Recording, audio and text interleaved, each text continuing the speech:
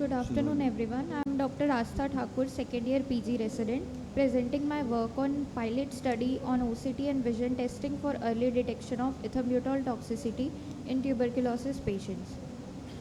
As we all know, ethambutol is a first-line ATT drug essential for preventing drug resistance. It carries risk of ethambutol-induced optic neuropathy. Early signs include changes in contrast sensitivity, color vision, and visual fields. Best corrected visual acuity often remains normal initially. With OCT, especially ganglion cell inner plexiform layer analysis, early structural changes can now be detected, enabling timely diagnosis and prevention of irreversible visual impairment. With this background, the aims and objectives of the study were to estimate the incidence of ocular toxicity of ethambutol in diagnosed cases of TB undergoing ATT under National Tuberculosis Elimination Program. Second was to assess the role of OCT and optic nerve function test for early detection of ethambutol toxicity. Study center was Department of Ophthalmology, SSMC, Riva. Study design is prospective observational cohort study, and study population includes 70 newly diagnosed TB patients. Inclusion criteria: all diagnosed patients of TB taking ethambutol. Exclusion criteria were patients with pre-existing ocular disease such as glaucoma, optic neuropathy, or any significant retinal pathology, history of intraocular surgery other than cataract surgery, best corrected visual acuity less than 6/12, pre-existing visual field defects, history of intake of non-ethambutol drugs known to cause ocular toxicity. Procedure included comprehensive ophthalmic evaluation at baseline, 4 weeks and 8 weeks after initiation of ATT. Visual acuity was measured using Snellen's chart and converted to logMAR units. Color vision assessed using Ishihara plates. Contrast sensitivity tested using Pelly-Robson chart. Amsler grade was used to detect metamorphopsias or scotomas. Visual field assessed using HFA 30-2 program in symptomatic patients. OCT was done to assess peripapillary RNFL thickness and GCIPL macular analysis. Results were measured in functional and structural parameters. Among functional parameters, color vision defect was seen in 12.9% patients.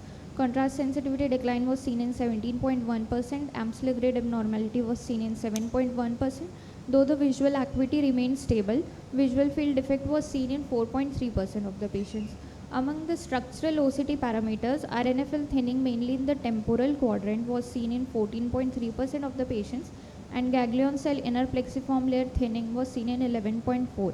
Though GCIPL thinning preceded RNFL loss in some patients, overall the cumulative incidence of at least one abnormality within 8 weeks was 45.7%, with 95% confidence interval of 34.6 to 57.3%.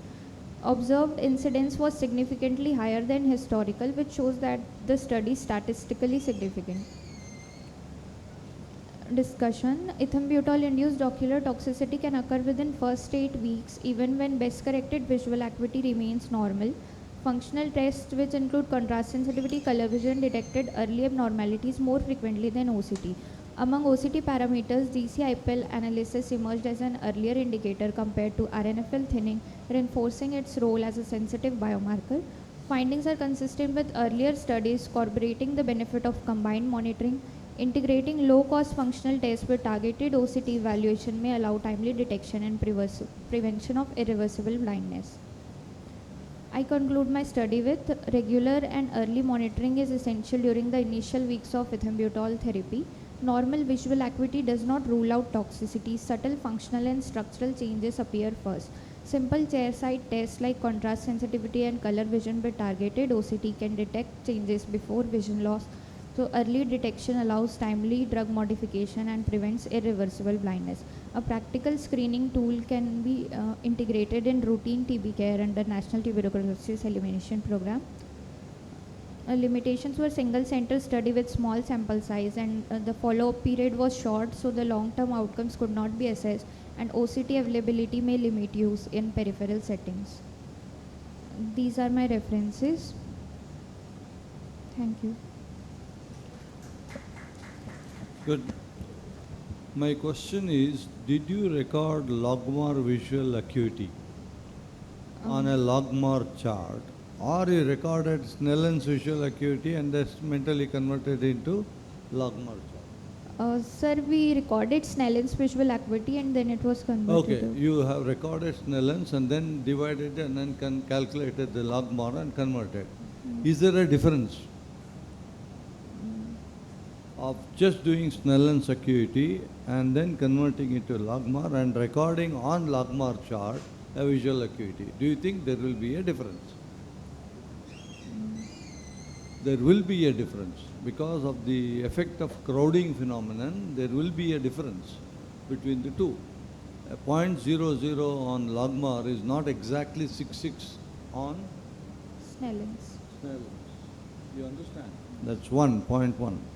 The 0.2, those cases you have excluded from the study are the ones who already have visual acuity problem due to other causes.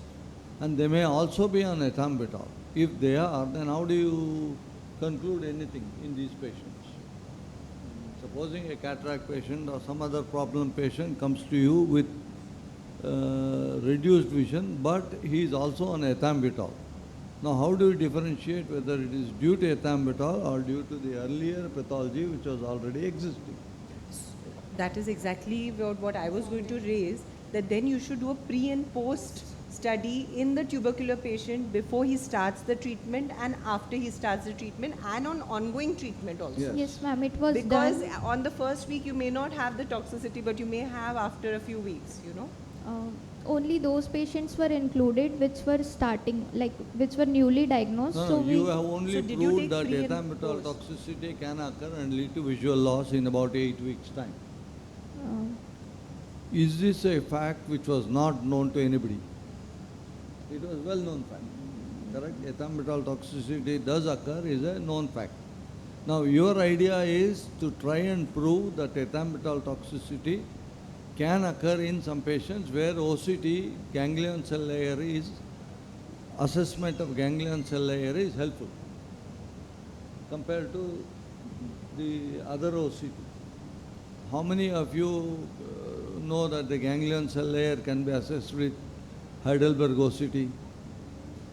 Very few, correct? So the point you have to drive is that if you do OCT in ethambutol toxicity, you must look at the ganglion cell layer first.